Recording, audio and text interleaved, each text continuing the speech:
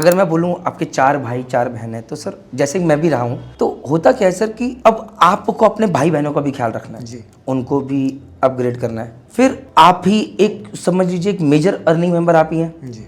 परिवार को, एक वो भी देनी है। जी।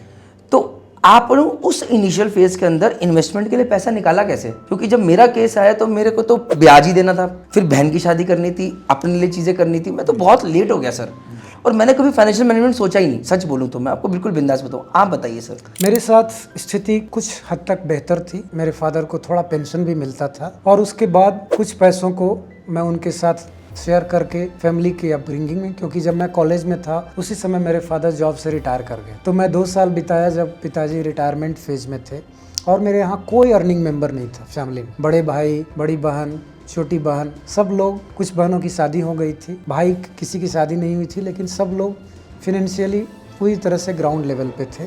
तो मेरे लिए सबसे बड़ा चैलेंज यही था कि मैं अपनी फैमिली को पहले शिफ्ट करके पटना लाऊं और उनको एक डिसेंट लाइफ देने की कोशिश करूं और जो उनके पढ़ाई लिखाई का खर्च चल रहा है, बहनों की शादी के लिए पैसा चाहिए, वो सब पूर्ति करती जाऊँ। फॉर्चुनेटली जब मैं किस कंपनी में काम कर रहा था, आप किसी भी कंपनी में काम कर रहे थे, वहाँ पे हम लोगों को कंपनसेशन अच्छा मिलता था as compare to rest of the shipping company.